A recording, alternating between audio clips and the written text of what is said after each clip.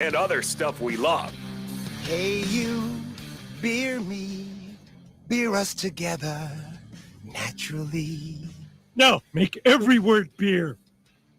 Beer, beer, beer, beer, beer, beer, beer, beer, beer. Please welcome the man who carries the G 24/7. It is very clear that everyone must say the Bengals suck. From Cheesehead TV, Aaron Nagler. As always, joined as always by Bill Schmid there at the greater iHeart Metroplex in the Milwaukee area. Bill, the Packers are in the divisional round. There are 8 teams remaining in the NFL. Still something to play for. The Packers are one of them. How the hell are you, brother? I'm feeling very, very good. I'm feeling much more enthused about pro football than I anticipated being on January 16th because, Nags, I didn't think there was a chance. My young son is going to celebrate his first birthday coming up on Sunday. January 21st. How about that? The fiance has been wanting to plan the first birthday party because apparently now that's a big deal. Big deal. Got to have a big, huge first birthday party, right? Yeah. I said back in October, probably start planning that. It should be okay. Like whichever day you want to plan it for, that should be all right. And then all of a sudden in the middle of the third quarter, I get a text saying, so when are we going to be able to do this party? Well, you're going to have to wait a little bit because this team's playing January 20th, 21st. We'll have to figure out which one it is. Saturday night's special. Saturday night's all right for fighting out in Santa Clara. I am ready to rock with this one, Nags. I mean, I'm keep pinching myself. I can't wipe the smile off my face. I'm just sitting here saying there's meaningful Packers football in January. Let's go. I mean, I understand they keep pushing things back. The season gets later and later, but I love the fact that, it's cold. There's snow on the ground and the Packers are still playing. It's so great. It's so great. And to do so by beating Jerry Jones and that terrible franchise down in Dallas, it's just gorgeous. It's a beautiful life. We're living a beautiful life. These are the good old days. They are. We're in them. To remember, we're in them. And last year, while we were doing the little podcast that could beer and ball, Nags, you looked over at me that one day and said, "I'm at the point where I've surrendered all hope. This is all I care for. Beat Chicago, beat Minnesota, beat Dallas." Yep. Okay. Beat Minnesota. Check. Beat Chicago. Check. Check. Beat Dallas. Check. This is a 3-week heater that you're not coming down from. I mean, this is, come on, for Packers fans, this is absolute rocket fuel, 6 to midnight throughout the entire week. And if you go out there and then oust the one team that has now been venom and has just been absolute rat poison for the last 15 years to your organization, you can finally hand them a fat L in the playoffs. Wow. That will be about as satisfying as it could possibly be for a Packers fan here in 2023-24. I saw a great article this morning on The Athletic from their 49ers guy, Matt Burrows, who compared the 49ers to the Death Star. And I think this is a perfect analogy, right? This ragtag group of rebels, collectively known as the Green Bay Packers, heading to attack the Death Star, which is a powerful weapon and very formidable, but does have little cracks, little vulnerabilities. And Jedi in training, Jordan Love, ready to take his X-Wing down the trench and blow this thing to kingdom come. I cannot wait for this game. I am so excited. I mean, no one expects the Packers to win yet again, much like no one expected the Packers to go down to Dallas and win. So just keep betting against us. We're going to beat the 49ers. I am excited. So this is a little bit early for us to be just flipping the page on over. At what point did you flip the page? Because now, granted, we had the whole third and fourth quarter to start getting excited for the divisional round, because after the Darnell Savage pick, that was it. Bro, that was 43-33, Nags. Time of dagger, 43-33. A minute 27 to go in the third quarter is when Wayne Laravie, who will join us at 1:30, tossed that dagger through the heart of the Dallas Cowboys and finished him. And for it to be that early and that fine, that clean cut of this thing is over. Everybody can walk on out, enjoy the exits, and hope you packed warm, because it's going to be a cold walk out to your cars at AT&T Stadium. We had a lot of time to enjoy that win. Now start going on over into a short week and get ready for Saturday night. I will say, though, I got to admit, I do have to admit, I turned the page pretty much at the Savage pick six. We are winning this game. Like, I was ready. Let's go. Until, Love that. I will say, until Matt pulled his starters, and then the Cowboys walked down the field a couple times, and Uh-oh. was getting. My girlfriend literally texted me live while I was still on the watch party and said, "Why do you look so dour? You're winning." And I had to tell her, I was like, "Babe, Seattle. I watched the Packers punt a trip to the Super Bowl in Seattle in 2014. Nothing will make me smile until it says 0 on the clock." At that point, I do admit, I did get a little kind of, Just got a little hairy, a little dicey. Bad visions, Yeah. bad visions. But as you could say, it's getting a little hairy here, a little dicey, a little dicier than we would have liked it to get. Great disturbance in the force at that moment. I was not feeling it. But then Preston Smith, sacked the quarterback, and party was on. So I'm down. I am down.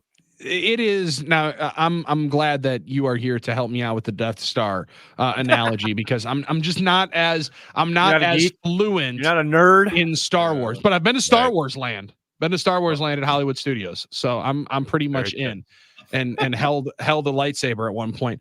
Right. But they are a team, Nags, that feels like the unstoppable force, but I kind of think like Dallas, maybe not to the extent that Dallas had been, because the last 4 weeks of the regular season, not to say you could see the Cowboys getting it handed to them on a silver platter as thoroughly as the Packers did, but I mean, you've seen the Niners look a little bit more vulnerable in weeks past than they did from, say, weeks 11 through 16, where they were just freight training everybody else in the NFL. At Ravens game, took something out of them. Obviously, they rested everybody and rested their starters in the Week 18 game, but they haven't necessarily been the impenetrable force that they were there in the midseason. At least it feels like to me on the outside looking in. Well, it's interesting because, I mean, just like every team, you go through ups and downs, hills and valleys, and it's a long season, and you want to be playing your best ball going into, say, late December, into the playoffs, and the Packers certainly are doing that. When you look at the 49ers, you do have to wonder about the fact that they have had all this time off. I mean, essentially, especially their frontline guys, with having sat most of their starters in that Week 18 game, and then they have the only bye in the NFC.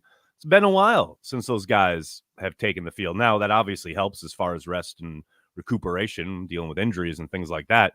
But we've certainly seen over the years where that has come back to bite some teams, as far as maybe not like that causes them to lose, but it certainly has offered, a little evidence of rust, guys not being quite in sync the way they were during the regular season. So I do think the Packers can go out there and try to take advantage of this team early. Because, look, they're excellent. They're amazing. They got the number 1 seed for a reason. It's a very, very good football team. But the Packers are playing their best football at the exact right moment. And that gives them way more than a puncher's chance. I'm fascinated to see, obviously, you look at what happened in Dallas. Packers really got the running game going, taking the ball first, marching down the field, and nearly 8-minute drive, putting the first touchdown on the board. That played a significant role, right? And then Jair's interception, enabling them to go up 2 scores early, really take control of the game. That's your recipe, right? That's what we've seen in their best performances, whether it was against Detroit, whether it was against the Chiefs. This has been the most successful formula.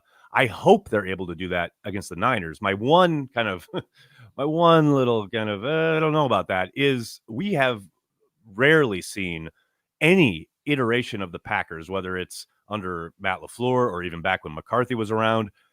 This modern group has not been able to block the 49ers on either side of the ball. They haven't been able to get movement.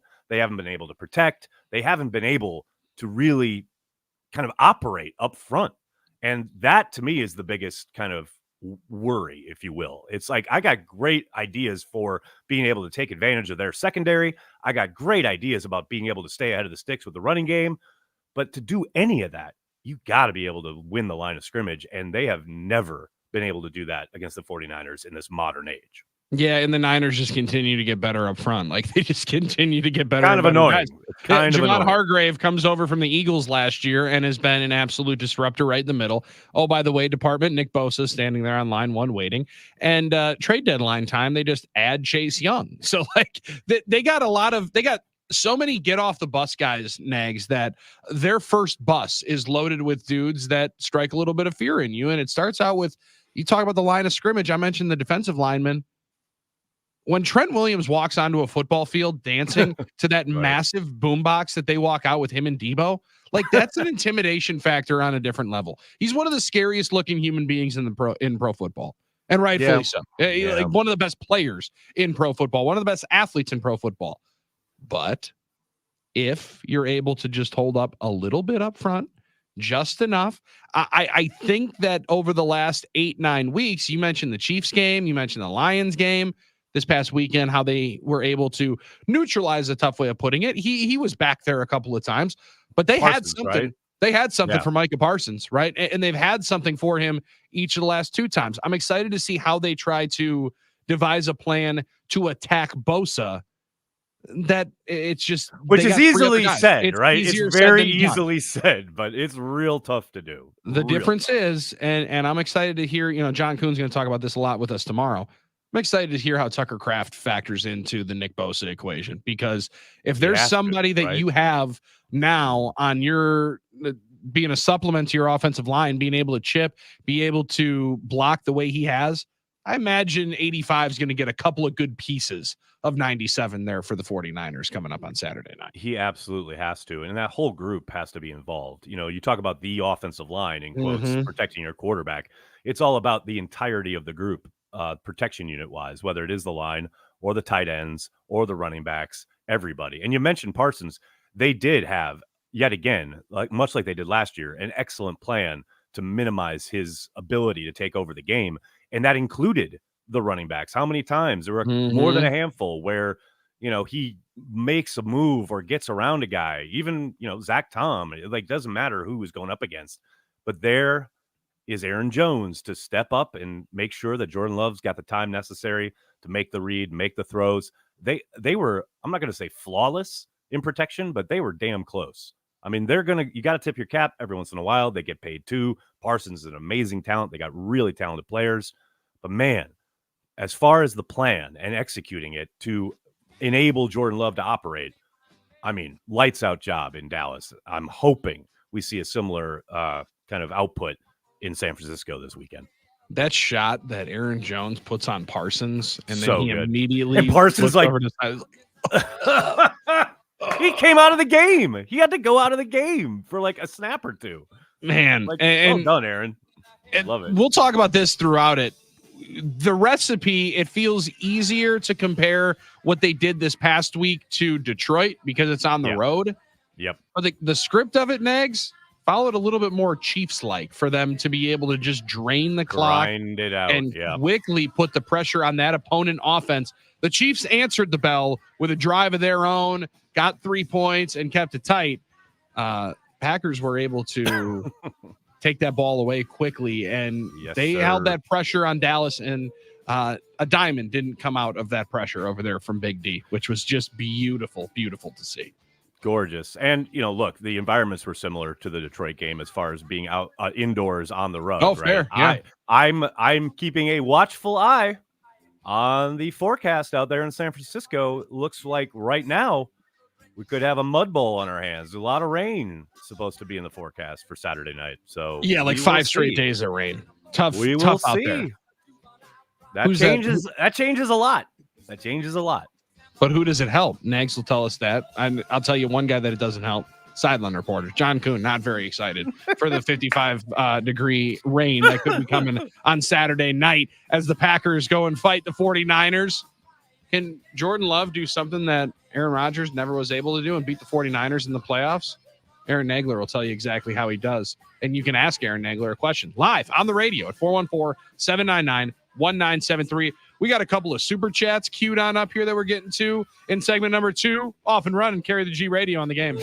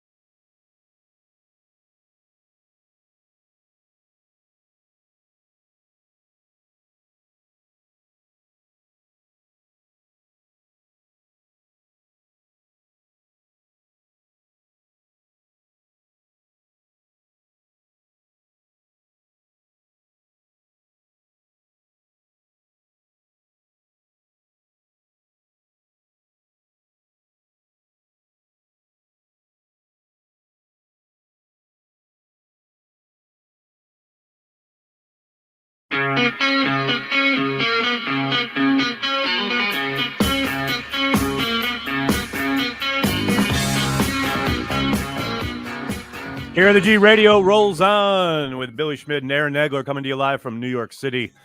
Bill, my goodness, Aaron Jones has absolutely taken over everything he's done over the course of the last 4 games. Coming off a game of 21 attempts, 118 yards, 5.6 yards per carry, 3 touchdowns. Came just short of tying that 4 touchdown output he had the first time he was down there. I mean, I love watching him come alive in Dallas. The way he instantly found his brother after that first touchdown. It's amazing. Football. You just love that, when they are in that building, he's coming to play and he's taking names and he's kicking ass. I love it. It's part of the reason why I really do. I really do give a lot of immense credit to guys that are personnel dudes in the NFL that can be able to eliminate and block out the personal side of it, because personally, I love that dude. Like, I mean, there aren't a whole lot of human beings that you listen to in whatever walk of life you associate with, right? Ours is sports, and we're in this all the time. You're talking about hyper competitive human beings, like some of the most elite in their class and world-class athletes throughout it. Rarely do you get somebody that talks with the same kind of levity and understanding and, frankly, just perspective that Aaron does. And to watch him succeed just from the personal level is always gratifying. Like, I just enjoy watching him have success. That will be wherever and whatever he ends up doing in his life. Now, when you throw on a G and it's going up against the star in Dallas, dude, it just makes it so much better. The video that Inside the NFL has that I think airs tonight is, I mean, you talk about 6 to midnight, Nags. I mean, that is that freaking meme just skyrocketing to the moon when Jaden Reed is dapping up Aaron Jones on the sideline saying, dude, I block for you any day of the week, man. No, like, seriously. I'm upset with myself when I don't, because of how good of a dude you are. That's the kind of guy you want leading your football team. And you can do that from whatever position you play. You can do that if you're the punter. You can do that if you're the quarterback. You can do that if you're the pass rusher. And you damn well can do it when you're the running back running for 100 yards plus in each of the 4 games that have now pushed you to this point, which is the divisional round of the playoffs. I mean, he is playing some of his best ball in his career right now. But you mentioned Jerry World. Rashawn Gary said, dude, I know what happened last time you were in this building. Welcome home, young man. Welcome home. We're going to need another one of those performances, and we got one. Isn't it kind of funny how the injury to A.J. Dillon has somewhat almost forced Matt LaFleur to give Aaron Jones 20 carries a game? Yeah. Like, Armin brought that up to me earlier today, and I hadn't thought about it that way yet.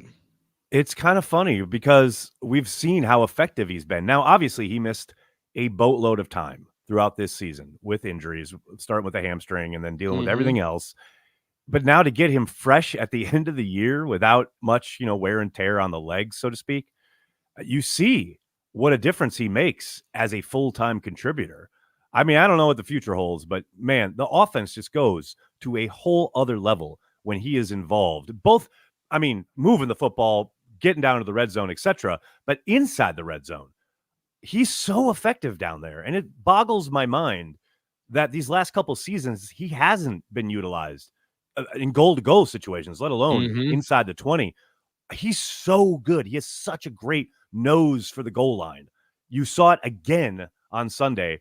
I hope we see, at least a couple of attempts and a couple of chances for him in San Francisco, because I have rarely seen a guy who is so good and effective at finding daylight. Now, some of the runs he had a huge lane to run through, but I think on the first couple touchdowns, he has to have second effort or find a little crease. And he's so good at that. It's so great to see him back contributing on a full kind of scale attack. He's just on another level from pretty much everyone else. That's the best way to put it. Like, he's just on another level right now. And Nags, I don't think that you can eliminate the fact that he has not played a large amount throughout the entirety of the season to why he is so good right now and why he feels so fresh. And it's always been one of the most difficult balancing acts for Packers fans in his entire career. It's one of the reasons why Aaron Jones, I still believe, is going to go down as one of the most discussed players in Packers history, because even while he was the 4th or 5th round pick that people didn't necessarily know if he could play or not, you're like, well, every time he gets the ball, good things happen. So why don't we give him the ball more than 10 times a game? Well, then he gets the ball 20 times and then he gets hurt. Well, if we just gave him 15 touches, then it'd be okay. Like, he has been discussed and his workload has been heavily scrutinized, I think, for both regimes. And ever since he started, and now it's a year that you didn't have him available for the majority of the year, where you're riding him the most at the most important time. Like, we had a super chatter earlier on here today. Mike said, if it's a mud bowl, I hope we get Quadzilla back. Yeah, sure. I hope you have your full complement of players, no doubt about it. But I don't want it to bite into what Aaron Jones is getting right now, because even if, Nags, it is wet, it is sloppy, it is gross, he still knows where he wants to go. And the defense still has to try to counter that in those elements. So I'm okay, whatever the elements are, giving 33 the ball and seeing what happens. I like Mike saying he hopes they get Quadzilla back. I mean, if we're talking hopes, I hope Edgar Bennett can suit up. I mean, you want to mutter. I mean, the Raiders season is over. Let's get him in a Packers uniform. Let's get him out there. Best John mutter I Brockington on the one. I mean, like, saw in my life. We can find a couple decent ones here if we're going to try to go on in here with hopes of who could be able to help you out now. Nothing but hope. Speaking of super chats, Thomas sent us one earlier saying, the one thing I love about this game coming up is that it is as equally important to Matt to go and win this game as it is to the fans. Now, it's always dangerous to kind of assume intent or what guys are thinking or feeling, but I gotta kind of agree there. I have to think this is personal for LaFleur. Don't ever forget when they did go out there on that Thursday night when the 49ers were all banged up. I think the only time that the Packers have gone to San Francisco and won in this iteration of LaFleur versus Shanahan. And that second. It's happened two times. It's happened 2 times. This is the first time. We got that very terse handshake between LaFleur and Shanahan. And we know they're friends, but there was certainly some tension there. And the reports about Shanahan calling about Rodgers' availability and Matt not want to talk about that and things. There's I'm sure, much like most good friends, there's friendship, but there's competition as well. And I think this is probably somewhat personal for Matt.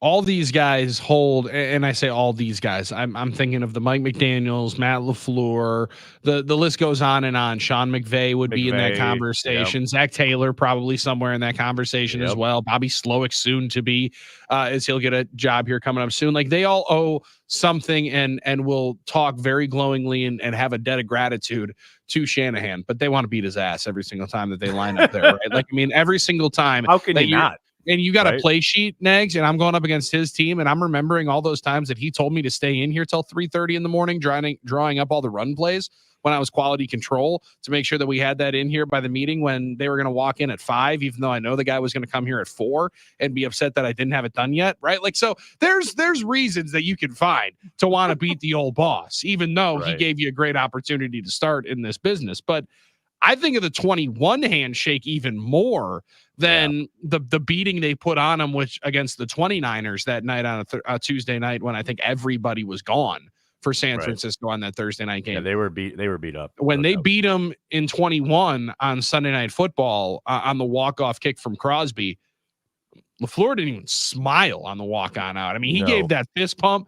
He stared right past Shanahan the whole time, and that was right after the report was that he wasn't talking to him because he called about Rodgers' availability. I mean, this is the storylines are fantastic. We've been joking about it. NFL scriptwriters in your bag all year long.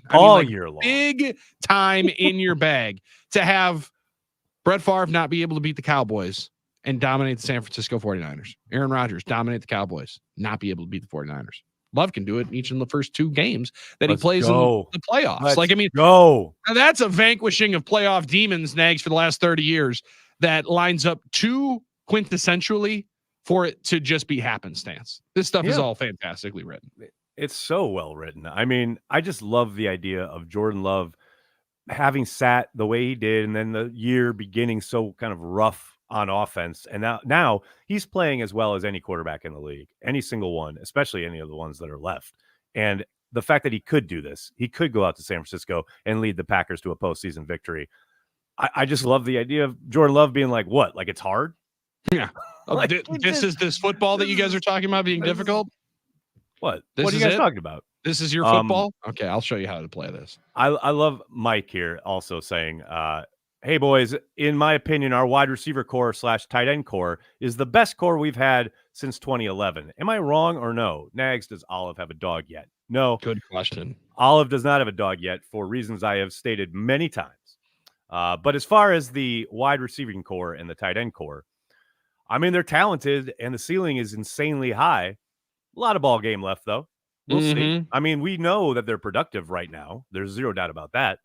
Well, we'll see. And I said this to Zabe this morning. I mean, I am very excited. I'm very bullish. I think the Packers have a bright future, but you never know. And that's why you have to seize the moment. That's why it isn't, we're just happy to be here. That's why it's like, hey, win 2 games and you're in the Super Bowl with a chance for a title.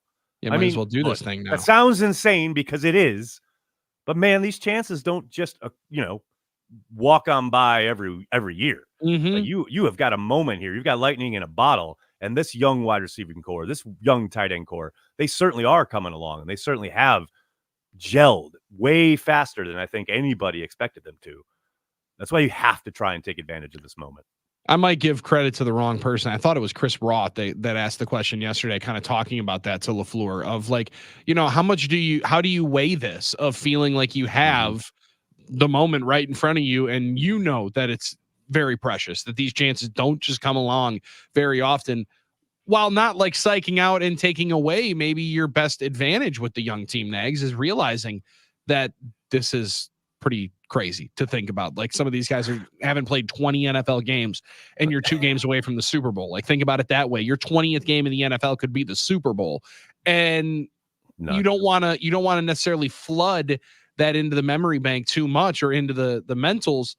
However, you want to be able to be grateful in the moment and understand the gravity of the moment. I think they're in such a beautiful spot to feel that everything is in front of you while knowing that you would assume your better days are ahead of you still. Like, I liked his point yesterday, that being Matt LaFleur, when talking about the young receiving group. I talked to Jaden Reed and Christian Watson yesterday, and you would have thought they had a 100-yard game. Now, yes. maybe a little bit of good Packer pandering, which we love, right. Coach. Let's all keep about pumping that on out there. Yeah, well done, Coach. We're going to sell a lot of 9 and 11 jerseys with those kind of conversations. Packers people returns. Yeah, but I mean, you want to hear that, and I do think there's something to the effect of Nags. They all believe that their time is going to come, but you do it in the playoffs, and Dontavian Wicks gets a TD this week. He might have 0 targets next week. Jaden Reed had no catches. He might have 6 for 90. So, like, at some point, it's going to come back around to you. The change in his offense, though, many people like to point towards Jordan in being able to unlock a lot more of what you wanted to do and how your offense looks. I think the bigger part, and LaFleur was talking about it a little yesterday, it's not just always one guy. It's their pass catching room allows them to do so much more offensively, not just the quarterback, but, God bless him. You're not, throwing the ball 75 times to Allen Lazard anymore, right? Like you substituted Jaden Reed for an aging Randall Cobb. You added in Tucker Kraft and Luke Musgrave for the skeletal remains of Robert Tonyan and Mercedes Lewis. Like, and you love those guys, but that's an upgrade on the field. Yep. And there's not necessarily a shock that the offense looks a little bit more explosive.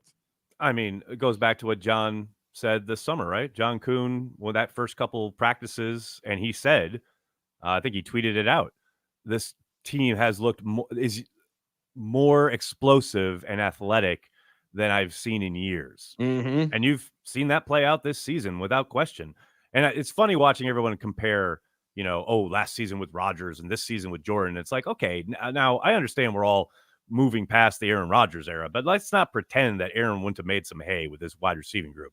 And I know you can make the jokes about the hand signals and all of that for good reason. And it figured it out because it's freaking hilarious. But yeah, there's a lot of upside here and a lot of talent that I'm sure Aaron's sitting here going, that would have been nice if I gotten that in my last year. But been pretty good instead of the skeletal remains of Big Dog and Robert Tunyon. Though Aaron certainly had his hand in those guys being one around. of the reasons they were there, no doubt about it, right? And that's where I understand the clapback to him, but there was no Jaden Reed on this football team in 2022. There was nobody that explosive to be throwing the football to. I do think number 12 would have made it work, but I like that we're having number 10 making it work this time. I love that we're having number 10 making it work.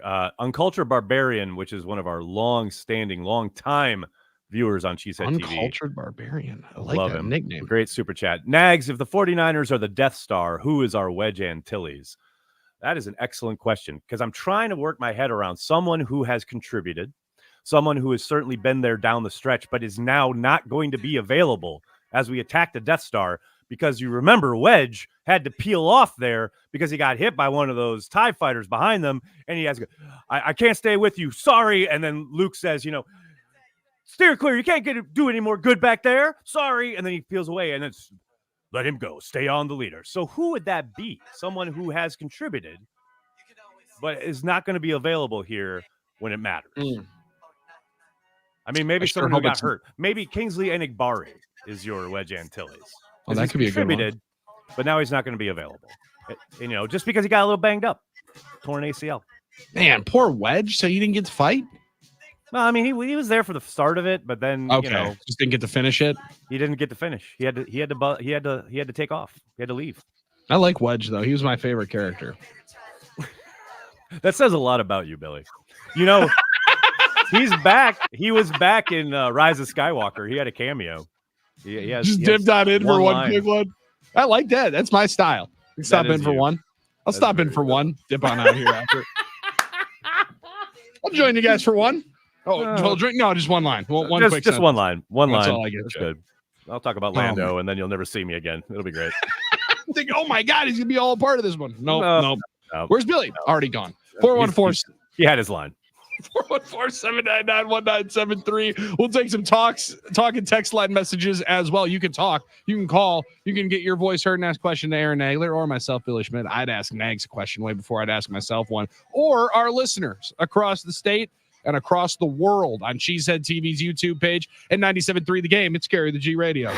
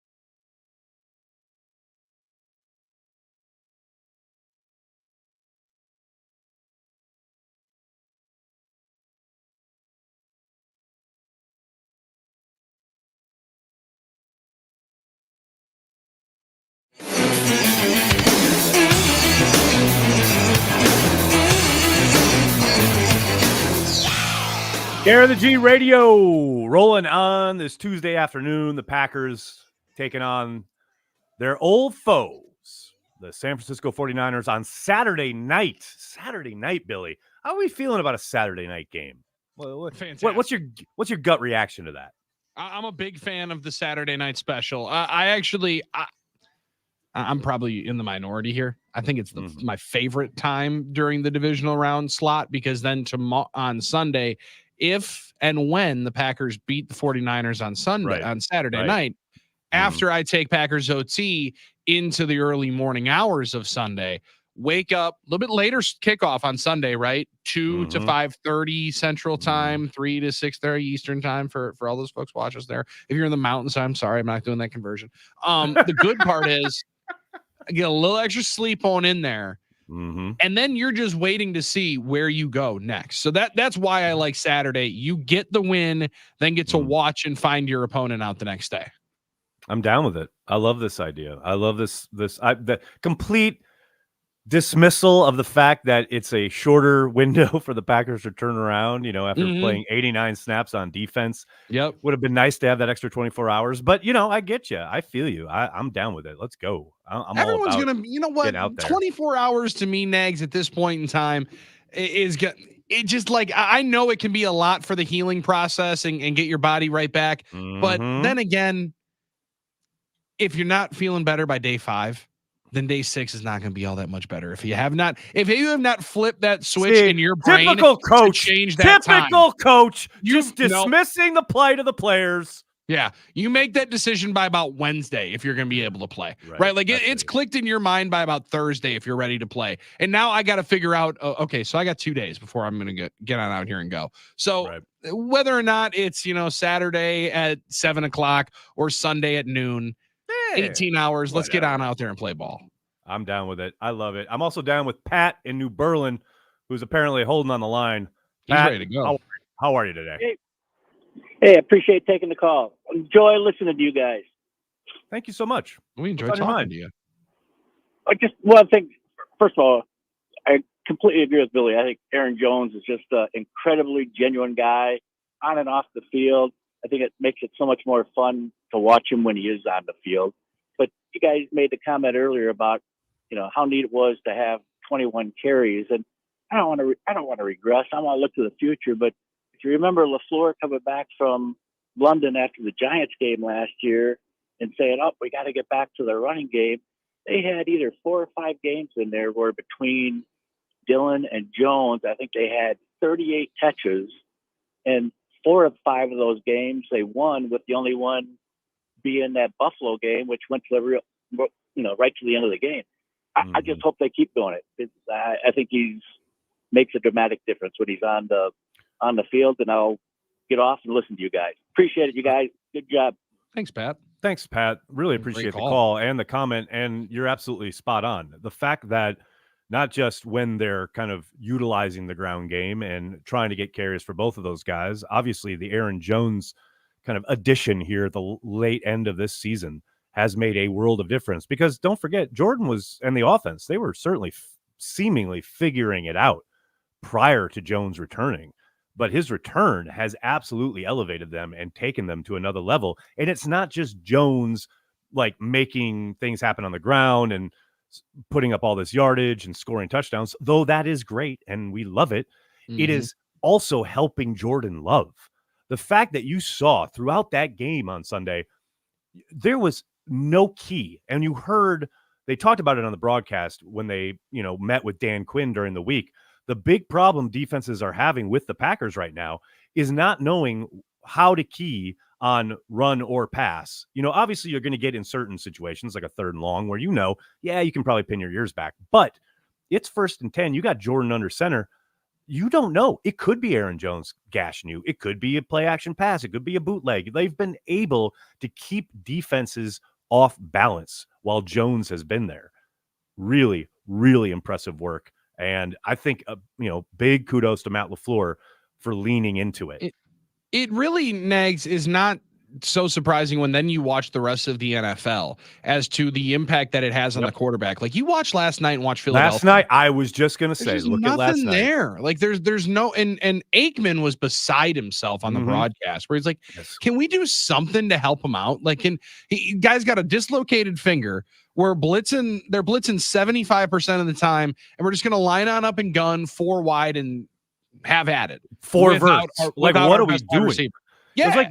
It was like watching a teenager play Madden. Like, we're just going to spam. Who's lost twice and is so mad he's just running plays to get over. Playing stuff. It's either 4 verts or it's the, oh my God, I'm so sick. Can I just, for a second, it's our show. I can say what the hell I want, right? No doubt about it. I am so sick of offensive coordinators in the NFL, and you saw it again last night. And the Eagles have been terrible about this.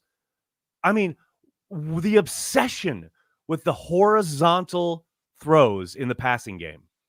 I mean, Matt LaFleur gets into it every once in a while too, but not to this level. But it's like every week, every game almost. It's like, oh, this time we're going to catch them out. This time this wide receiver screen on the perimeter, it's going to break big, or they're never going to expect it. And then inevitably, the defensive backs break on the ball and they tackle the guy for 1 yard or even a loss. Like, that is not the answer. The defense in the NFL these days is way too athletic, way too well schooled. They know, they study this stuff week in and week out by formation, your tendencies.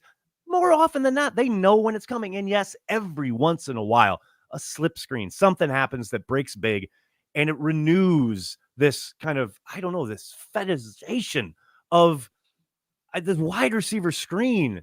It's taken over. And I absolutely want the NFL to burn it with fire. It drives me insane. And especially if that's your answer to getting blitzed.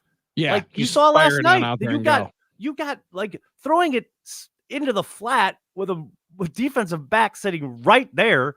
Like, what are you trying to do? How is that your answer? That's why Matt should be given all the praise in the world. Think about all these teams they've played that have tried to blitz or pressure Jordan on this kind of like 7-game streak here. Jordan has had answers for all of it.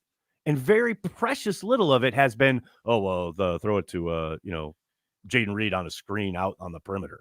Yeah, just go now screen here to get the ball out of your hand and go. You got to give your quarterback some answers.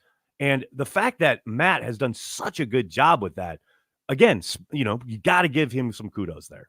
You do. And Nags, I also think, though, to push back on just one little bit of it, like even think about the New York game where I don't think he handled it as well, right? Like didn't handle the pressure as well. It's one of the reasons why the last 5 weeks has been such a beautiful sight, because it's a learning from that moment. And then 2 weeks later, you're facing one of the biggest blitz teams in football in the Minnesota Vikings, and you handle it flawlessly. So like that part of take the L, learn from it. Coach, let's reassess exactly what the hell we're doing and where are outs? Where is our ability to change this protection at the line of scrimmage? How quickly can we get out of a bad situation? Can it go to the next one? And that's a big trust that Matt has put in Jordan. It's absolutely a lot easier said than done to just be like, well, load up that kid with all this information and let him have those keys to the car. And people say, well, he's just not trusting him. He's not. There's also one of the things of, I'm not trying to overload him.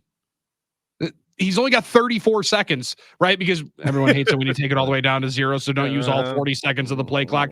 You get like 30 some seconds, all right, to figure out exactly what's happening. What am I diagnosing? Where can I get the football? Oh, by the way, maybe I should change it and see if that changes their look. Now I'm only down to 7 seconds. Don't put more on the plate if we have not seen that we're hungry enough to eat up every single bit of our plate. Now we can fill it back on up. He hasn't been handing his plate back with any food on it throughout the week of information, and he is digesting all of it, being able to put it to good use.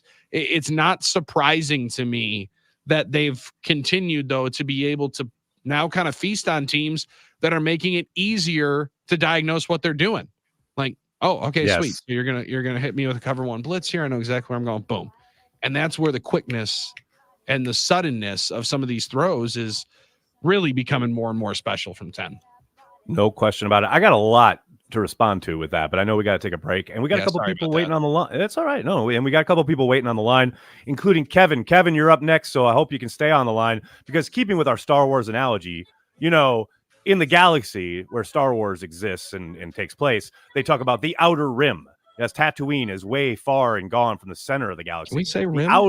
the outer, the outer rim territories. Kevin is on the Illinois-Wisconsin border, apparently. So he's on the outer rim of Wisconsin. So he's one of the good guys. He's fighting for his life. He's keeping the Packers' love alive on the border, carrying the G, as it were. Kevin, we'll get to you next in the next segment, I promise. You're dang right. Hour number 2 of Carry the G Radio. Going to be way better than this first hour. First one was pretty hard to beat, Nags. Second one's got Wayne Laravie. So that's a dub in 30 minutes. It's 97.3 The Game and Cheesehead TV's Carry the G Radio. Please, you'll be the last to know.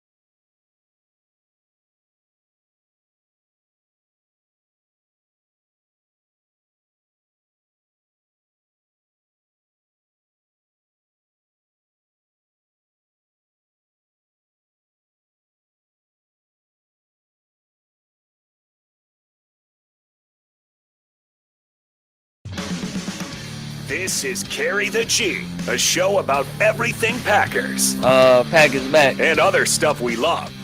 Hey, you, beer me, beer us together naturally. No, make every word beer. Beer, beer, beer, beer, beer, beer, beer, beer, beer. Please welcome the man who carries the G 24/7 It is very clear that everyone must say the Bengals suck. from Cheesehead TV, Aaron Nagler. Carry the G Radio rolling on hour 2. Aaron Nagler keeping it rolling here in New York City. Bill Schmid at the controls in the greater Milwaukee area. And I just want to jump in right away with Kevin, who's been waiting patiently on the border there, the outer rim of Wisconsin. Kevin, thanks so much for holding, man. What's on your mind? Yeah, thanks guys for letting me come on. What's on my mind is we got past the Cowboys, and that's great. And I even thought we'd get past the Cowboys. I thought they would overlook us and we'd take the fight to them. But now that we got to play San Francisco, are they kind of not the boogeyman? I mean, our coach, being under the Shanahan tree, whether it be our last coach or him, we have not found a way to get past the 49ers in the playoffs. So do you think this young team is going to be able to take the fight to them, because they built Frankenstein. They know what our coach is about, and that scares me. It scares the heck out of me as a Packers fan. Yeah, I think, the matchup is a tough one. There's no doubt about that. They've earned that number 1 seed. There's zero doubt about it. But I will say, yeah, there have been certainly some really tough losses to the 49ers over the course of the last 10 years or so. But those were very different squads. You're talking about this young team. Yeah, very young team that has never dealt with any of this. I mean, they don't care. They don't, those ghosts aren't haunting them. Now, maybe Matt might see a ghost or two, but even that, it's a very different vibe. It's a very different team. They don't know what they don't know. And it's not like they've, packed away all these horrific memories of going out to San Francisco and losing. This team on the whole, almost to a man, other than maybe a handful of vets, it's just another game. Now, obviously, the stakes are incredibly high, but it's not this impenetrable fortress that they've gone up against again and again and again and come up short. For them, it's just the next challenge. And it is a challenge, but I don't think there's anybody in that locker room who's sitting there thinking, oh, God, the 49ers again. No, the again part is not happening. It's here's the 49ers. Damn, they're pretty good. They're pretty good. Yeah. They got some Avengers over on that side. I mean, like some superheroes when you think of Christian McCaffrey and Fred Warner and company. But none of them have the scars of, as you mentioned, running your head into a wall against them in the playoffs in a number of the years past. Nobody on the roster was on the 13 team, right? At least on the active side of the roster. Aaron Jones is the only guy that's going to touch the football on Saturday night who touched the football Saturday night at Lambeau Field in the 2021 divisional round game, right? Like he's the only guy. Hopefully this time he runs out of bounds, Billy. I'm still upset about it. Go out of bounds, Aaron. My buddy and I were talking about that the other day. I had day. to get that off my chest. We got into a full-fledged argument about why that game gets so much tighter and so much crazier at that last possession of the first half. And I can dig into if we go for it on fourth down for midfield on your opening possession of the 19 game, maybe it's a little bit different if maybe we don't throw the ball over to Jimmy Graham, instead throw the slant across the middle and get an early first down and keep moving the chains. 2019 NFC Championship game, I literally teased LaFleur about that the first time I ever talked to him at the Combine, because he had got that sound bite. Yeah, it did. It was fun. He did laugh, thank God. But because I said, hey, it's Mr. All Gas No Break, unless of course you're at midfield in the NFC Championship game on your opening drive and you punt. Damn. Because look, you can't be saying all gas, no break, and then be punting on 4th and short on the 50 in the NFC Championship game, when you just stopped them on their opening possession. I mean, you just got to stop, take advantage, keep the chains moving. Now I will say, to Matt's eternal credit, Sunday was certainly all gas, no break from taking that opening kickoff to, it was fourth quarter. They've got 41 on the board. They could have easily on 4th and 2. down there in the Cowboys' end could have easily kicked the field goal. I tell you what, Mike Holmgren would have kicked the field goal there, not Matt LaFleur. No, he was like, no, touchdown. we're going for it. And Jordan Love delivers a strike to Romeo Doubs to put him at 48. I mean, that's all gas, no break right there. And that's where the comparison, Nags, I think, is a little bit cleaner to the game earlier in the year in Detroit, because they kept a foot firmly down to the floorboard that day into the second half. Even when the game felt like it was completely in hand, they were not going to turn it down. Maybe turned it up a little bit hotter than everybody else would have in relying in more on the pass game. But that part of it seems to be something that maybe LaFleur has learned, in a lesson that he's learned. I think that, to me, is the one to the caller's question, Kevin. It was a great call, by the way. Of anybody else that's still thinking about it, I think Matt would maybe agree and then go a couple steps further when he's talked about how he's prepared and went at this challenge of going and coaching against San Francisco, maybe making it a little bit bigger than it has to be, or it was back in the day. McCarthy talked about that this week. Now, granted, it didn't help him at all this week because they destroyed. But he's like, dude, it doesn't help me at all telling my team that I coached there 7 years ago, right? Like none of them care. That doesn't factor into this game at all. So the less he makes a big deal about it, the less of a conversation it's going to be. And then maybe we can focus on finding a way to beat those guys once. Mike Witt has a super chat that I want to make sure we get to. Honest question. What do you think 12 thought Sunday? This is a good question. I honestly think Aaron's very happy for Jordan, for all the guys he still knows on that team. He still knows a bunch of people in the building. I buy him, when he talks about how excited he is for Jordan, how much he is rooting for him and the guys he still knows. I mean, obviously there's always going to be a bit of awkwardness with his relationship with the Packers, like for the foreseeable immediate future. But eventually we know he's going to come back. They're going to retire his number. He's going to be a Packer forever. And, I think he understands that. So, yeah, I think he's probably watching with pride. I don't doubt for a moment that he's looking at Jordan and going, that's the kid who really did everything the right way while I was in town. Now they've given him the keys and he's kicking ass. That's how I think Aaron looks at it. I really do. I agree. And many people will say, no, there's no way his ego can't handle it. All this. Right. I've gotten those tweets. No doubt. Yeah. Aaron, I think his ego's just fine. Right. Like I think he knows that he's accomplished quite a bit and that somebody else can go and run it and be happy with it. Now, correct me if I'm wrong. I've always thought that his beef with anybody else was always above him. Right. Like he never really seemed to be 100%. Upset with anybody that was below him. Any players didn't necessarily say bad things about him.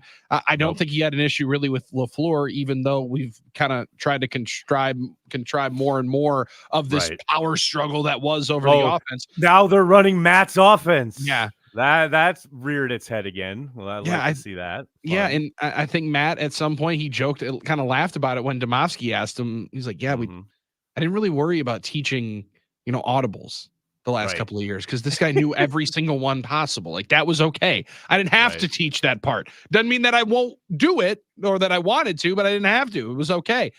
I think that there's a lot more cheering for the Green Bay Packers coming from him than there is of, cheering against. I don't think that he wanted the Dallas Cowboys to win the game to somehow spite the people above him. I think he actually is rooting and is quite happy for the people that he knows there.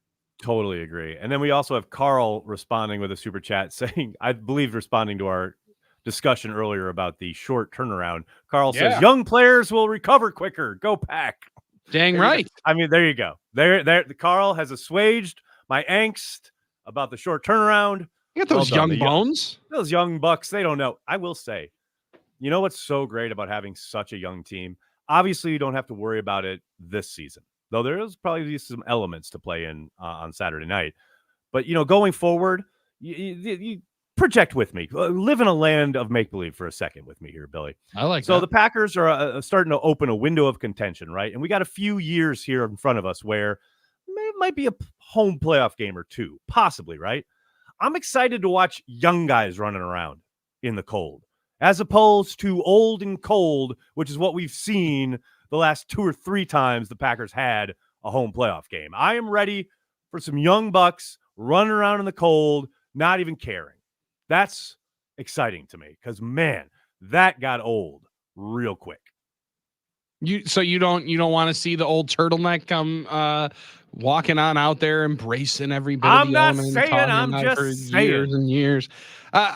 They're more than anything, Nags. You The know I'm youth. right, Billy. Don't be political. You know I'm right. I don't think you're necessarily wrong. I think what I do like about it is, and what I more would lean in on is, has there been a Packers team that has physically handled teams like they have over the last 3 weeks? Because it was a little chillier against that Bears team, but if that was 30 degrees colder, the way they dominated the game up front and handled that, you hadn't seen them physically play that strong in the cold in quite some time. So that, I think, is a little bit of a change up that would be fun and play more into the elements. And like pulling back from the weather aspect, like forget that, right? Just on to a man almost. But to your point there, the line play on both sides of the ball during this stretch here, kind of starting in that Vikings game, they've owned the line of scrimmage in a way that I'm not used to. I'm not used to with the Packers, like especially on defense. Are you kidding me?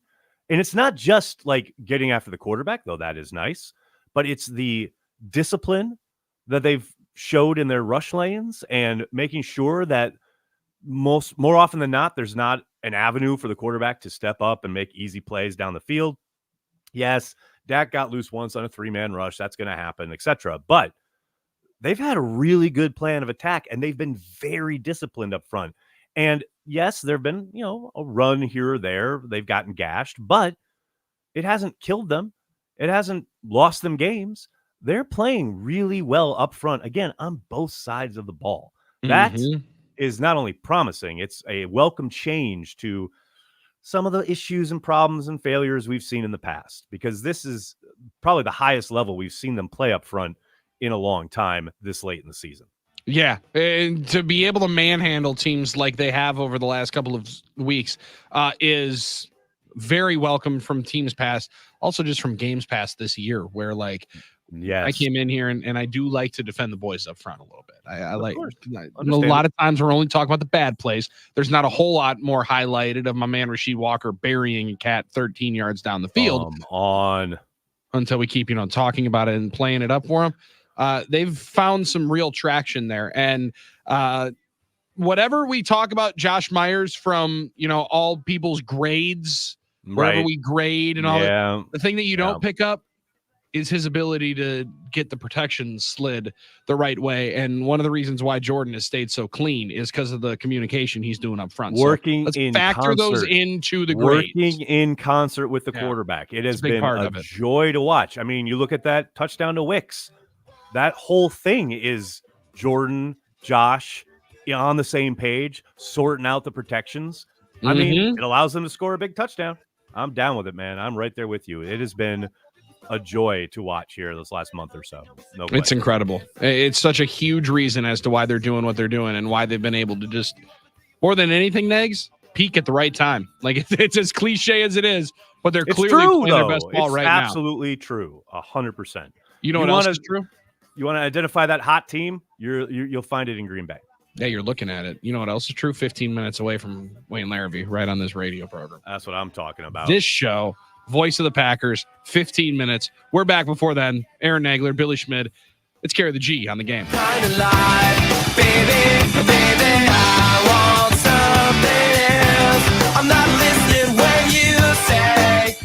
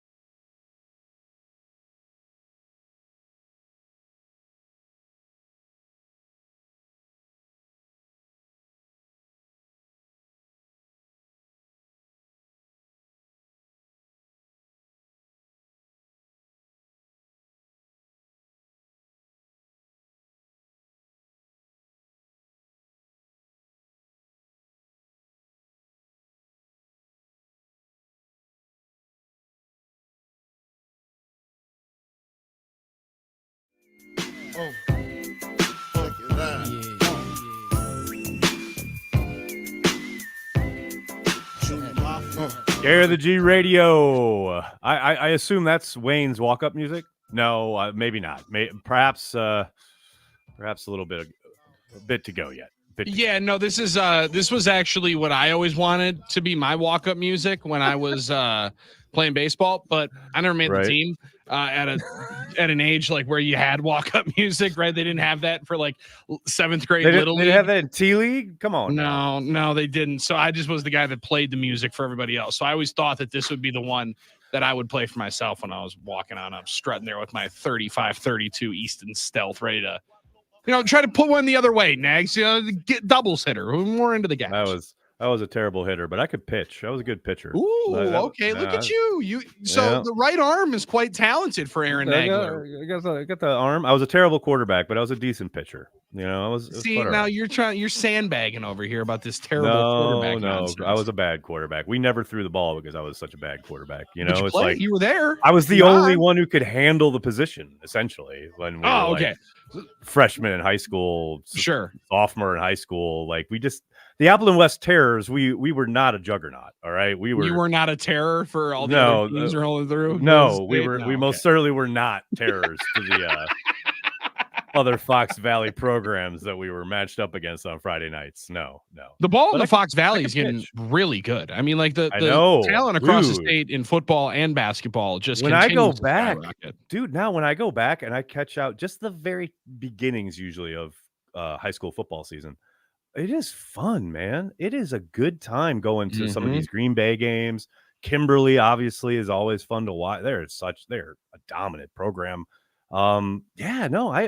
Oshkosh North, I saw one of their games. Yep. I think it was 2 years ago. Like the ball, they're playing at a much higher level than we were back in the day, Billy. I'll tell you that. It's a little bit different than it was back when you a little bit. We were on I-form, ISO lead. You didn't have iPads watching film on the sidelines? Maybe a slant off of that every once in a while. Like we were not throwing it around like these kids are now. I'll tell you that. Holy cow! We'll get you down to Arrowhead and let you sling the rock around a little bit here coming up next season.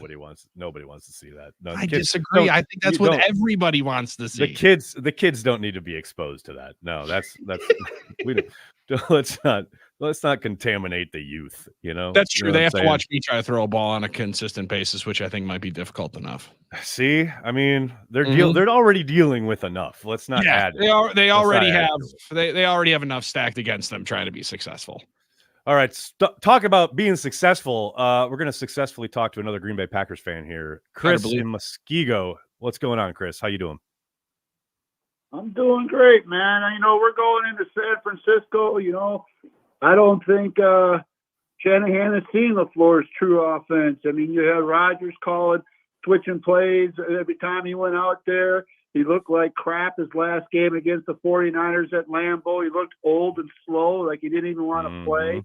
I think LaFleur is going to have some prizes for Shanahan. I think this is going to be the first opportunity that we're actually going to see LaFleur's offense with all these young guns running wild. And I think we can beat them.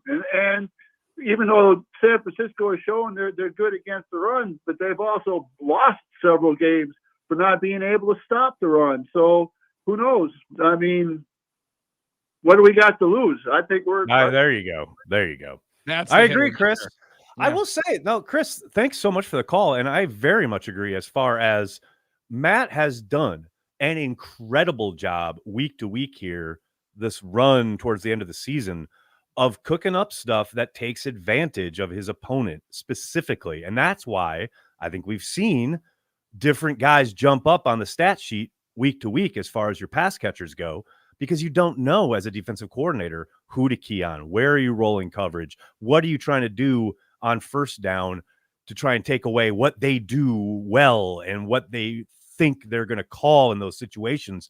He's done a really good job of kind of making it hard as a defensive coordinator to key on anything, kind of grab onto some tendencies. And yeah, I think the Matt LaFleur's offense stuff is a little overblown, but I do also think it's correct to say that, Matt has firmly put his imprint on the offense now in a way he probably hadn't been able to with Aaron in the building. And that's not a knock on Aaron, I mean, the man won 2 MVPs with Matt LaFleur on the sideline. It was clearly working, but this is the first time he's been in complete control of what he wants to see on the offensive side. I push back on the play calling side of it, like that being the reason why they were unsuccessful in the playoffs. But Nags, what I do think is, and this is where you see more out of it from Matt LaFleur, you're seeing it directly into the play and the understanding from Jordan Love, right? Like you see more from his development on that side of it. Aaron Rodgers was well developed when Matt LaFleur got to town. There was nothing he had to do to develop that young just man a little bit as a player. He just needed to find ways to be able to motivate and then bring him in intellectually into the conversation. He wanted to know the why. I bet you ask Matt in a setting where he can, sit down and be a little bit more expansive, not just at the podium. I bet he'd admit that made him a better coach, understanding to teach the why, not just this is how you do it. Because you're going to get stressed on the why with Aaron. I think that probably helps ultimately into your coaching. How could it hurt? Having someone asking you to drill down, and presenting ideas that maybe you aren't familiar with. Yeah. Confrontation, I believe, is what David Bakhtiari said can bring, some positivity, some growth that you can develop better when being called on out. Now, my friend Armin Sarian, not a big fan of David Bakhtiari's situation going on with the Packers social media department, does not like him calling them out, saying that they were not doing a great job. He was right. Oh, how can you be upset at David Bakhtiari for being right out loud? You got to have this conversation with Army. We got to bring you on for this exact. He tweeted today, Nags, right before we went on the show. I saw 8:57. Our show starts at 9 a.m. 8:57. This man's digging up a tweet from 6 days ago to try to fight back at Dave Bakhtiari. He's got some vinegar in that argument. Whatever. I hear music. Is that we have to take a break? What's going on? I thought we just got back. We just got back. We got to take a quick break, so then we have the full time to be hanging out with Wayne Laravie coming up here on the other side. You got to teach me these radio ways. I got it. I'm on board now. I'm locked in.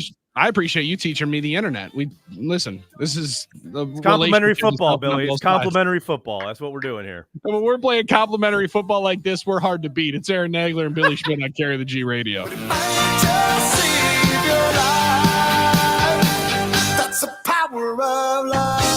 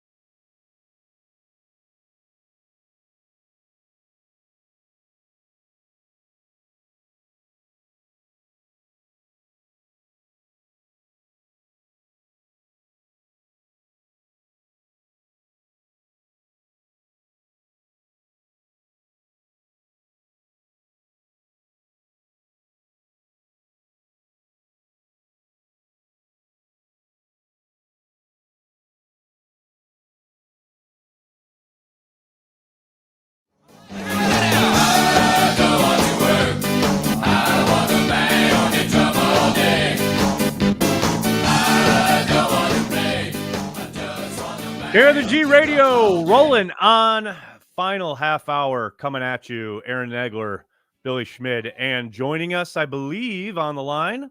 Not quite yet. One quick more Not second. quite yet. User error back here. Hang on. I apologize. It's quite all right. I'm used to it. I got to improvise.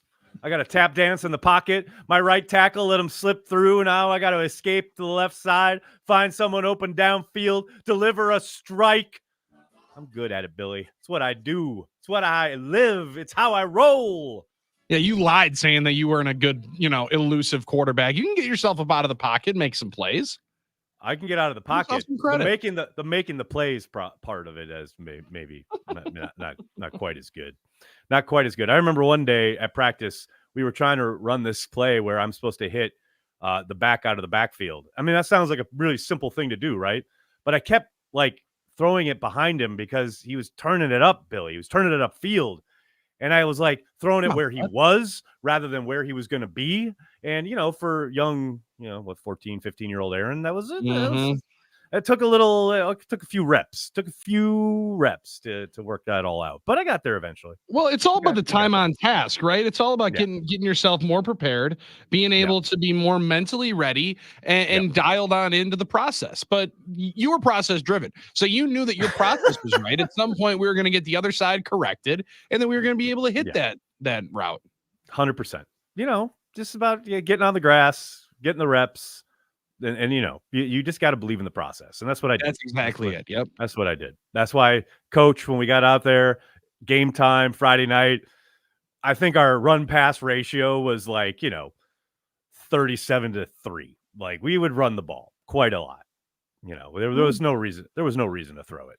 You know what, though? You got to do what you're best at. You got to find ways to be able to take lean advantage into your strengths. Yes. Yeah, what your team does best. And you know what? Maybe what your team does best is find ways to get the playmakers on your team the ball as quickly as possible. Now, sometimes that doesn't mean sitting 5-step drop, 7-step drop. We just got to get the ball to the playmakers and let them go do stuff. Go help them out. Go be a facilitator, Nags. That's what we need to be able to do. I facilitated the ball from the center to the running back. That's what I would do. I would make sure that the center quarterback exchange was as solid as possible, and then turn around and make sure the running back has got those good two hands. Sure. Put it in that bucket right there. Make sure it's there. Yeah, he's got to take it though. Remember, I got to carry out that fake on the backside, Billy. Don't get me wrong. Because that one hide it. You guys ran. That might be a bootleg. You never know. Yeah, never was a bootleg. If I was watching the film, though, never ended up bootlegging it there. Okay, a little behind the scenes here for you people. So we're here trying to get Wayne Laravie on the phone. Billy's doing yeoman's work behind the scenes trying to make this happen. But I will say, if we don't end up getting Wayne, this will be the second time he's left me in the lurch. The first time being on Packer Transplants 10 years ago or something like that. At Cheesehead TV. We literally, to this day, if a guest stiffs us or doesn't show up or is really late, they Laravie us. We have 100% adopted that term because when we very first started Cheesehead TV, Wayne was the holy grail, getting him on the show. It's never going to, and then it happened. He was going to come on the show. And then we called and he never picked up. And so for the whole rest of that show, and now really throughout the existence of Cheesehead TV, when a guest doesn't show, they've Laravied you. So we're in the process here of being Laravied. Yeah, now I am gonna give Wayne some reprieve here because he texted me, said, I apologize, I got to tape the TV show today. 1:30 should work. So TV show, but now this. We know where we are in the pecking order, Laravie. Way down, way down there. And also, I'll put some of this onus on my boy Hollywood Lance Allen. I think there's some of this issue as Lance probably got into a big conversation. Royal Rumble's only 2 weeks away, so he was trying to break down who Wayne thinks is going to be able to win the Royal Rumble. Could it be The Rock? Is he actually going to come back and fight Roman Reigns? Wait a second. Hold on. Lance Allen is involved here? Well, now that all makes all the sense. That makes a lot more sense in the Lance world. Lance Allen, can talk, your ear off about basically anything. But B, Lance Allen probably knows. I'm sure Wayne said, well, I'm supposed to hop on the radio with Nagler and Schmid. And the moment The moment Lance Allen heard that, he was like, "Oh no. Yeah, I am hold on. We got a lot commandeering more your to talk time. about here. There's no way I'm letting you go talk to those yahoos. I'm keeping you all to myself." But he has says taping. He has sent back taping. Will call as soon as possible. So listen, as long as that taping goes on, there could potentially be quick misstep. Reset. Hold on. All right, let's pull out These the things IFP. happen, man. These things Let me happen. reset this thing. All right, where are we going from? We're gonna reset it from the top. You redo it from the top. Okay, sounds good. Hold on. Right from the top. Okay. From the top. Okay, sounds good. And then we don't need. You know what? You know what? We don't need Wayne Laravie because we got Mike Witt throwing out a super chat here on the YouTube channel. Mike Witt saying, "I obviously hope they win, but if things don't go good Saturday, can we get a carry the G around draft time? That would be fun. Thanks, guys." There's definitely going to be some off-season content with Billy and myself. I don't know if it'll be here in this type of venue. I don't know if it'll be on the radio or if it'll just be a podcast. But Bill, there is no way on God's green earth that we're going through this offseason and not talking draft, not talking free agency, not talking offseason moves, not talking mini camp. There's no way that's happening. We will be doing something. And that was a big error on my part here this past year because it just flew around, and then all of a sudden we're sitting here. We're like, wait a second, it's May 18th, and Nagler and I haven't talked in like 5 months. That's not good. That's no. And the other part of it is Nags because I think there's more moves. There's 5 picks in the top 100 that we're already there. You go. There you go. You don't have to tempt me with a good time on talking draft. All right. I already read. Dane Brugler just fired off 2 rounds. I saw that. Let's go. Talk about rocket fuel. So I'm very excited to be able to get into where and how they can piece into this roster. There's a lot of ammunition, and they might find more picks. This is a peek behind the scenes for all your avid listeners and viewers here on YouTube, because I'm just spitballing here. But what about Carry the G Radio live from the Combine? How about that action? That's right, Tim. I just said it on the air. Now you got to make it happen. Now we got to do it. Yep. We're get a whole step and repeat. We do live broadcasts from the Combine in Indy. Deal. Yeah. Who doesn't want that? Go sell it, people. Yeah. All those folks listening, and they got a huge place where people sit in cubicles and sell stuff for 97.3 the game. Make it happen, folks. Just got a text from one of those people here. She said, ask when I was going to be off the air. I said 2:00. All right, sweet. I'm going to stop by. Must be stopping by with one of those sponsorships that's about to happen because of that exact deal. Us live from the Combine. And that's not going to listen. This is going to be hard investigative work that happens at the Combine, right? Like there's no spicy shrimp cocktails till 4 a.m. going on with them. May want to, but unless there's a source who wants to talk off the record and we get some seriously good networking opportunity. I mean, I'm always down to clown, and the one part of it is I'll try to chameleon myself. I'll try to be as into the conversations as possible because sometimes my attention span is too bad. And I know that'll get you kicked out of the booth right there real quick. So I'll keep the investments to a minimum, dialed into the conversation, not spacing out on, the cover of a college basketball game, plus 3.5 that I'm trying to sweat on out here at 1 a.m.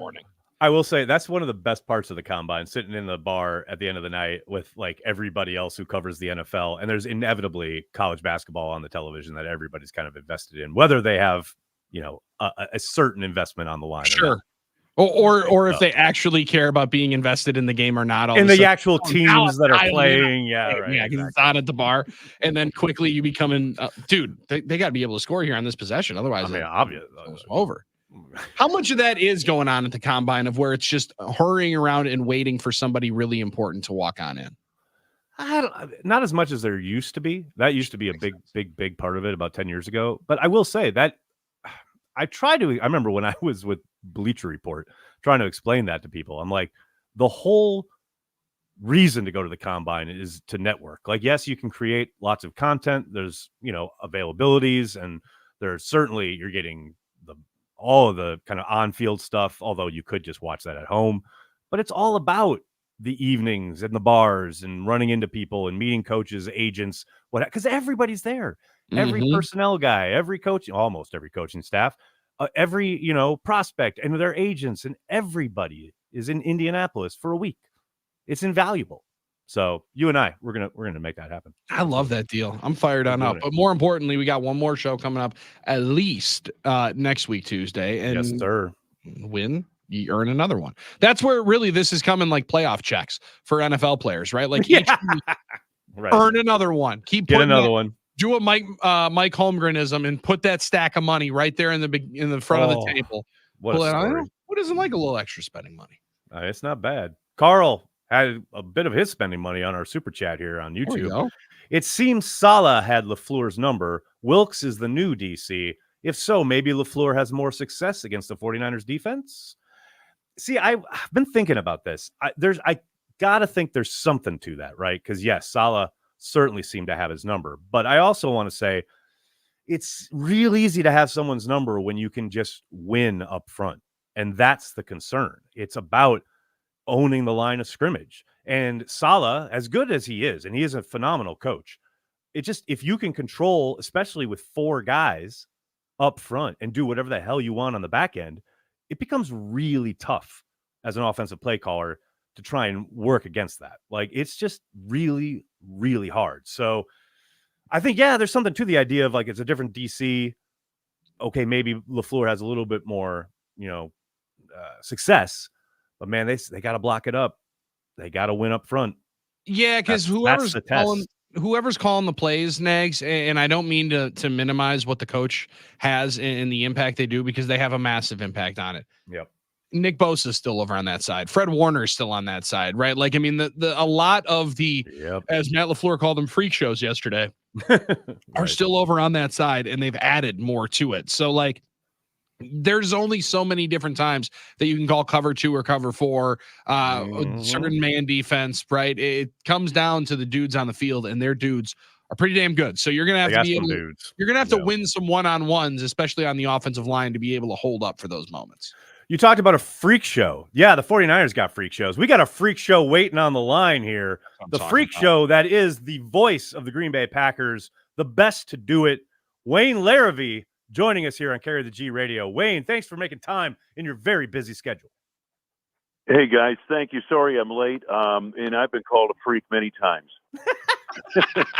And it hasn't exactly been a compliment. So, well, this is a term of endearment, sir. Kind of endearment, of endearment. Mm-hmm. So, Wayne, first I have to thank you. We got to go back a couple weeks here, because I know we didn't get to talk last week, and I do want to let you know, I don't know how this comes into your head. I don't know what the inspiration, like, you just put together these words coming off that Bears victory. The future is now. And that took fire on the internet. I mean, I saw so many people run with that as far as content creation goes. First of all, you got to come up with a way to monetize this stuff, because holy cow, you were everywhere last week. But I just want to thank you, because that's the stuff that lives forever. Remember that back in 2023 when it was the future is now, blah, blah, blah. People will remember that forever as Packers fans. So thank you for adding to an already amazing season. No, Frank, thank you. I appreciate the comment. That's wonderful you'd say that. Do you think about that? Do you think about that kind of stuff though in the moment, like Wayne, when you fire out the I had TOD, time of dagger, 43-33 on the game clock, 1:27 to go in the third quarter is when you ultimately killed the Dallas Cowboys with that one through the hearts. Like, does that ever cross your mind right after, like, that's a good drop, they're going to want to be able to circulate that one on a video? That's one that's going to play for a while. Well, most of the time, and I said this to Tom Clemens when I got on the plane. I said, Tommy, and I've known him for a long time. I said, Tommy, the next time you're going to drop 48 on somebody, would you please give me a hint? Maybe I'll be a little more eloquent. It's one of those things. I mean, they kind of pop out. You have an idea, especially if you know there's going to be a big moment or whatever. Maybe you kick some ideas around, but it's nothing you write down or anything like that. It just kind of pops out. Oh man, it was beautiful. And for Luke Musgrave to stay on his feet in that moment and be able to throw the daggers through, I like it. First off, Tommy, I'm learning more about your friend Tom Clemens, Wayne. That dude is, you want to talk about freak show of a human being. Tom Clemens might be a freak show of a human being that needs to stay in Green Bay. And we haven't talked a ton about what he's done directly to impact Jordan Love's game. And his footwork and that work at the line of scrimmage that we saw this weekend seems like exactly one of those reasons and directly correlated to what Tom's done. Yeah, I think Tom on the pro level has really been immeasurable in helping Jordan get to the next level in his game. Now, Jordan's worked very hard, and he does have a coach out in California that he spends a lot of time with and has been training with for years and years. But Tom Clemens is giving him the same kind of base to work from, same kind of platform to throw the ball from, and philosophy to use as he did with Aaron Rodgers. And Tom was the big reason, in my opinion, Aaron became the quarterback he did. And here's another thing you should know about Tom. I mean, they brought him back and Aaron's last year, they needed a quarterback's coach, and they brought him back, and he started working with Jordan Love. And I don't know if Tom was really keen about coming back for another year, but he decided to come back, and he wanted to stay because he thought it was worth working with Jordan Love. He thought, this guy is worth working with and building and see what we can make him into. And so that's one of the reasons why he's still on the staff. I will say I was kind of surprised that he did stick around, because it did feel like a bit of a Ronan moment when he did come back to work with Aaron. I'll never forget his kind of reintroductory press conference when he said he was just sitting on his porch drinking wine with his dog, hanging out, watching the sunset. I'm like, you gave that up to come back to Green Bay and work with Aaron Rodgers, a guy who knows what he's doing? Like, I will say he's a different cat, and I'm really happy he did stick around.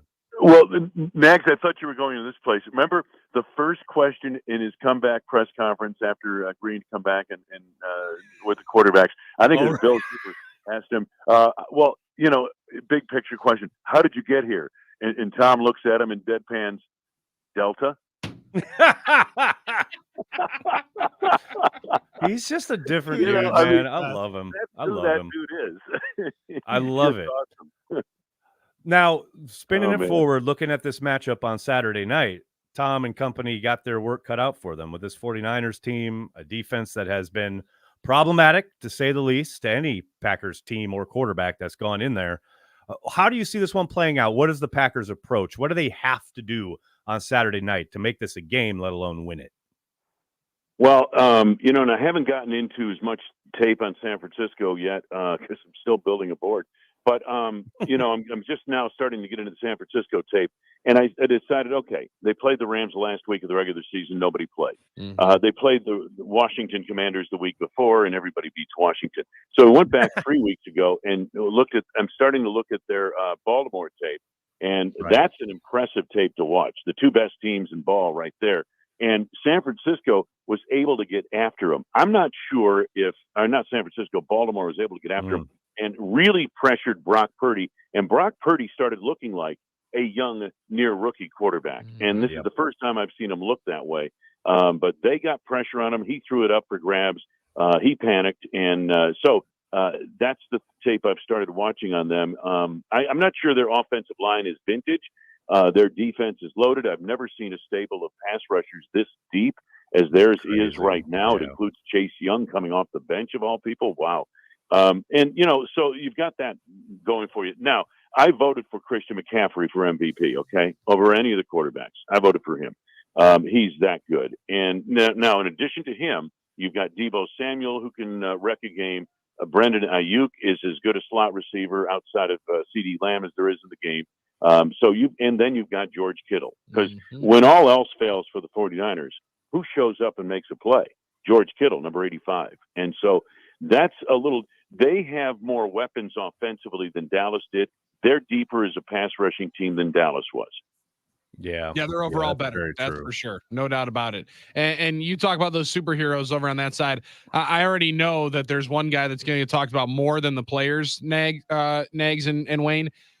I like, Wayne, that you focus on the guys on the field, because Shanahan, LaFleur will get most of the conversation this week, but it's those Avengers, and Trent Williams can fit on in there as well, of those superheroes they have on the offensive side. That's what makes 13 seemingly look good throughout the season.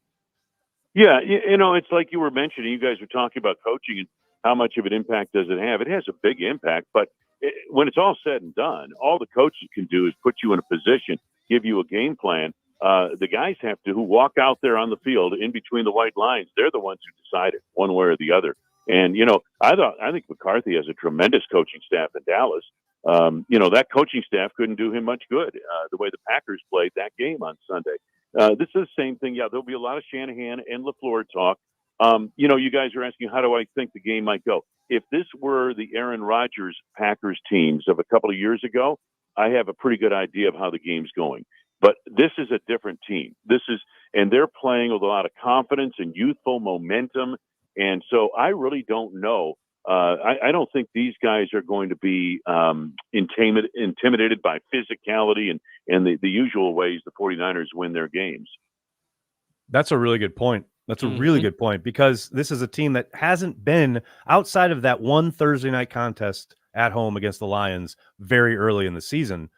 This is a team that hasn't been beat up. This is a team that, unlike Packers teams in the past, we've seen get pushed around. I haven't seen that this year. Like, they've lost some games and it's been close almost every time, but I haven't seen someone come in and beat them up. They've really responded to bullies much better than they used to. Yeah, I agree, and I think they're going to have to do that, and they know that. They're going to have to do that here in this San Francisco game, but I don't think that's something the guys, I'm talking about the guys now, the coaches may worry about it, but guys are not worried about it, from what I can tell. They're just looking forward to another opportunity to play some more ball. That's the best way to begin it. Love it. Absolutely love it. Wayne Laravie joining us on Carry the G Radio. Wayne, we really appreciate the time, man. Thanks so much. And we will be talking to you next week, and we're going to be talking to you after a Packers victory. That's what I'm talking about. Let's go. You got it. There we go, Wayne. That's what I'm talking about. That's a capper right there. Some would say, Nags, that's a dagger. That's a finishing move right here for our show. Great way to finish it on out here today. Absolutely the best. Well, Billy, I really appreciate, once again, 2 hours has flown by. How can we just like, you blink and the show is over? But I appreciate it, man. I always appreciate the opportunity to talk ball with you. We got 3 more coming up. Well, 4 if we do one in between those 2 weeks. We'll do one for that practice week going into the Super Bowl. How about it? I love it. I'm all in on this plan. I'm happy to be a part of it. Let's do it. And we'll be back on Tuesday. More Carry the G Radio coming up next week. Aaron Nagler, Billy Schmid. It's been Carry the G Radio on the game.